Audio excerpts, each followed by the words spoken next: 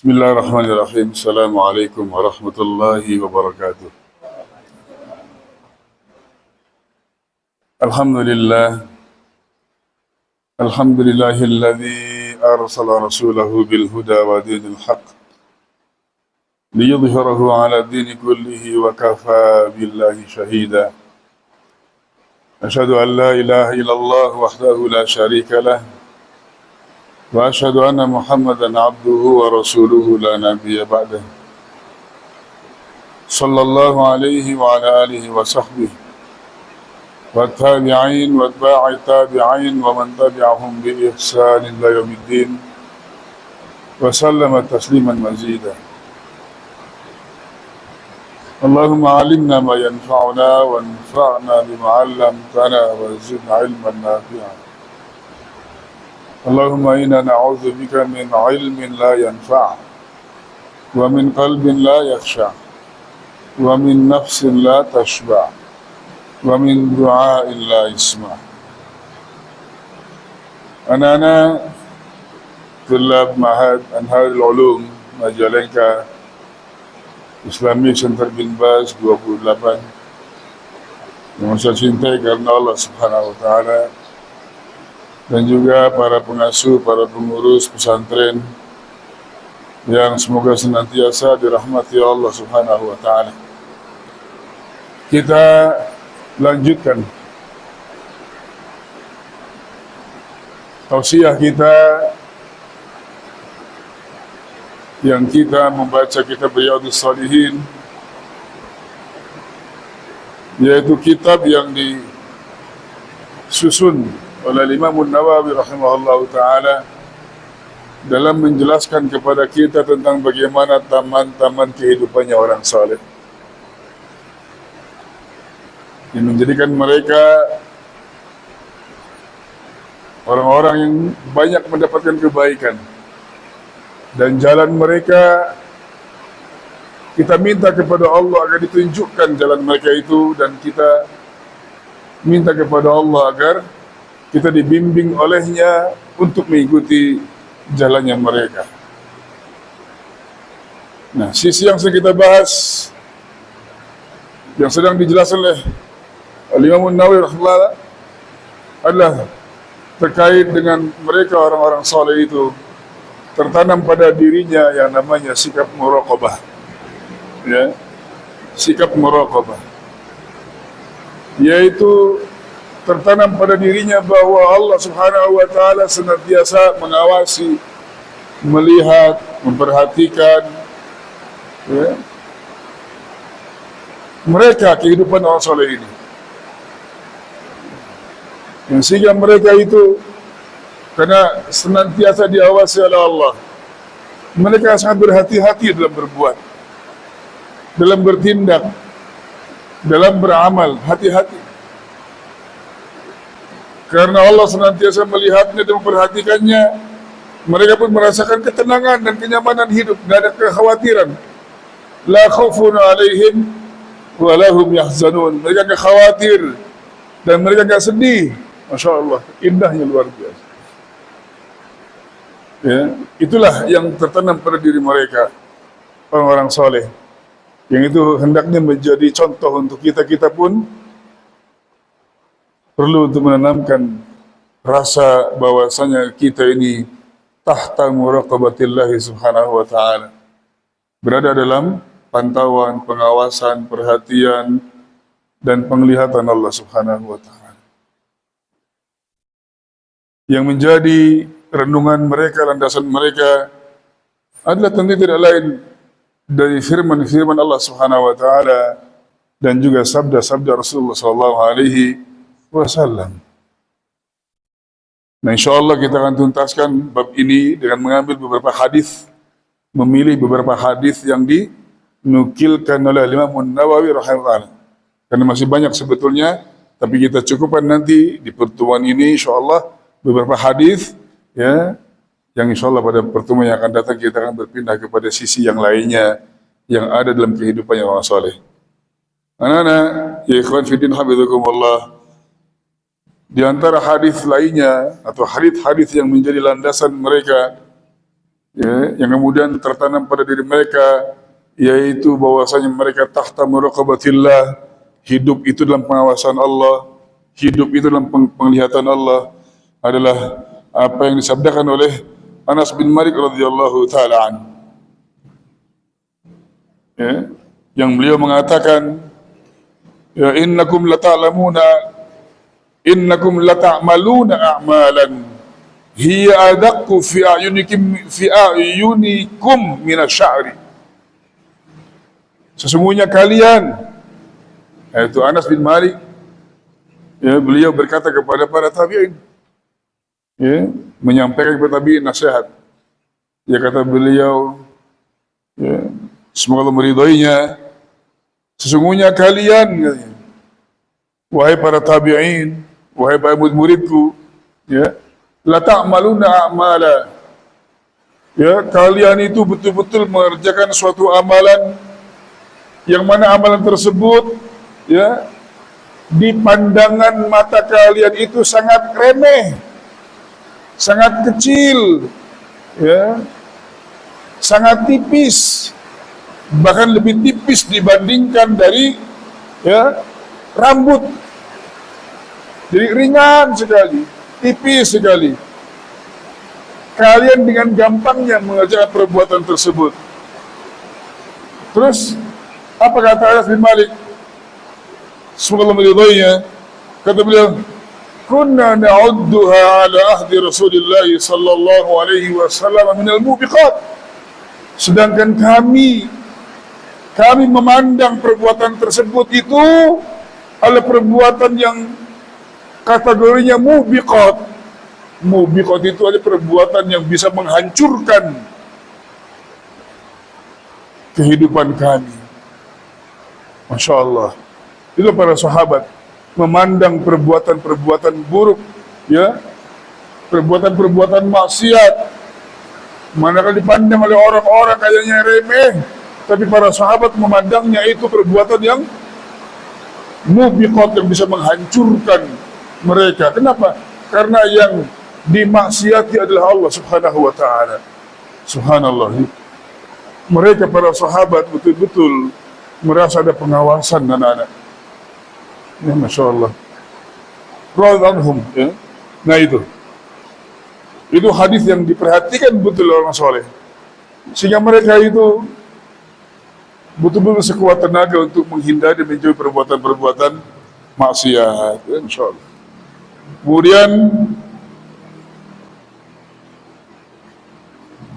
hadis berikutnya, ya, yang dinukilkan oleh Imam Nawawi rahimahullah adalah hadis riwayat Imam Tirmidzi, yang beliau mengatakan hadisnya adalah hadis yang hasan, dari Abu Ya'la Shaddad ibn Aus radhiyallahu anhu Nabi sallallahu alaihi wasallam, ya, yang beliau mengatakan, al-kayyisu man dana nafsahu man dana nafsahu wa amila lima ba'dal maut, wal ajizu man atba'a nafsahu hawaha wa tamanna 'ala Allah. Abu Ya'la Shaddad ibn Aus radhiyallahu anhu, beliau mengatakan apa yang beliau dengarkan atau dapatkan dari Nabi sallallahu alaihi wasallam. Kata beliau, orang yang cerdas, al-kayyis, orang yang cerdas adalah orang yang dana nafsah, senantiasa memuhasabahi, mengevaluasi, bercermin diri, terus dikoreksi, dievaluasi, kesalahan saya apa, jangan sampai kemudian saya salah tapi saya nggak sadar, sementara perbuatan salahnya itulah salahnya kepada Allah. Ayo, itu orang cerdas sebetulnya, ya, terus evaluasi namanya, mengoreksi diri.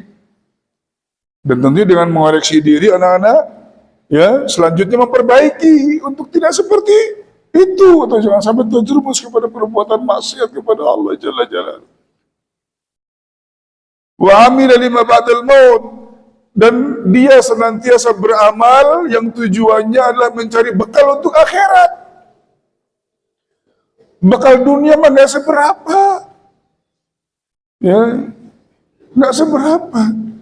Nah, yang penting bisa sarapan pagi, bisa bertahan, nanti siang ketemu makan lagi, cukup sebetulnya. Pakainya cuma punya satu, cukup. Cukup. Ya. Tapi akhirat luar biasa, itu yang harus betul-betul dipersiapkan. Jadi orang yang cerdas itu yang dipikirkan adalah apa? Persiapan untuk akhirat. Bukan persiapan hidup di dunia.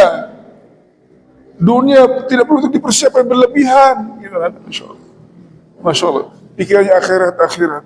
Justru sebaliknya kata Nabi Sallallahu Alaihi Wasallam, itu orang yang lemah. Ya, orang yang dia itu ya hidupnya mengikuti hawa nafsunya, keinginannya. Pengen punya ini, pengen punya ini, pengen punya ini. Ayo, hawa nafsunya dituruti. Itu orang yang lemah sebetulnya itu. Ya, orang yang lemah.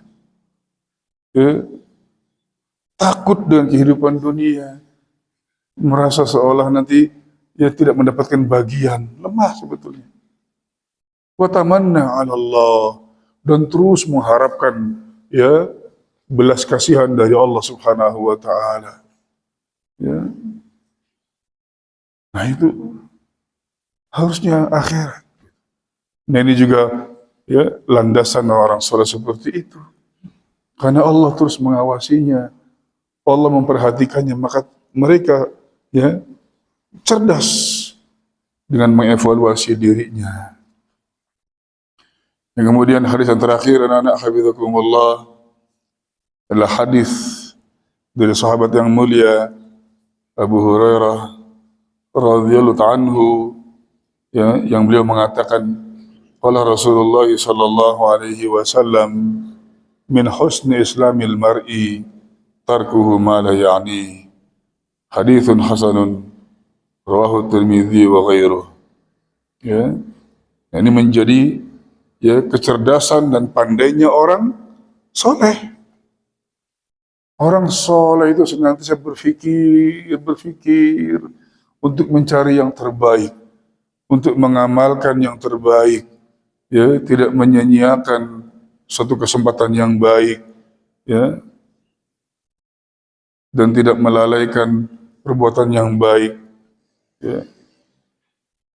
Kata Nabi Sallallahu Alaihi Wasallam, termasuk keindahan Islamnya seseorang. Ya, jika seorang Muslim dia itu semakin indah keislamannya, ya semakin agamis lah begitu ya. Kepribadiannya gampang. Kalau kita pengen mencermatinya itu, nggak usah kepo-kepo terlalu mendalam. Apa yang nampak saja, apa yang kelihatan saja, coba kita perhatikan, ya, atau diri kita sendiri. Tentunya paling utama anak-anak ya ikhwan hafizakumullah itulah diri kita sendiri. Bagaimana dan seperti apa perbuatan kita? Bagaimana dan seperti apa perbuatan orang lain? Apakah yang mereka kerjakan? Apakah yang kita kerjakan perbuatan-perbuatan yang itu kebaikannya lebih besar? Ya, manakala ada kebaikan-kebaikan, memilih kebaikan yang paling besar, atau manakala ada kebaikan dan keburukan, maka memilih yang kebaikan. Maka manakala kondisi yang seperti itu, berarti anak-anak ikhwan hafizakumullah, itu sebagai tanda, ya, ciri indahnya keislaman seseorang. Ya, kalau tidak maka sebaliknya. Kenapa demikian anak rahimakumullah?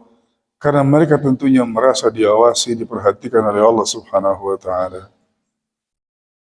Dan karena mereka senantiasa ya, ingat Allah terus memperhatikannya dan Allah akan membalasnya dengan balasan yang pasti. Karena Allah tidak akan menyelisihi apa yang dijanjikannya. Maka manusia akan ya dengan merasa diawasi, diperhatikan oleh Allah Subhanahu wa taala, tentu akan mencari yang terbaik dan mencari yang balasannya paling besar. Itulah kehidupan orang-orang soleh anak-anak. Hafizakumullah. Ya. Maka mari kita semua ya, tanamkan pada diri kita masing-masing dan kemudian saling mengingatkan satu dengan yang lainnya anak-anak hafizakumullah wal ikhwan rahimakumullah ya, agar kita senantiasa hidup ini ya, itu stabil, kokoh dan juga terus ingat dengan Allah Subhanahu wa taala sehingga kita semua hidup di dunia ini betul-betul kita meniti jejak dan jalannya orang-orang saleh sebagaimana permintaan kita sendiri agar kita ditunjuki oleh Allah Subhanahu wa taala jalannya mereka yang tentunya kita pengen mengikuti jalannya mereka. Wallahu taala bisawab. Nas'alullah taufiq wassadad wa taysir wa salamata wal afiyah wa sallallahu wa sallama ala nabiyina Muhammad. Subhanakallahumma wa bihamdik asyhadu an la ilaha illa anta astaghfiruka wa atubu ilaik. Assalamualaikum warahmatullahi wabarakatuh.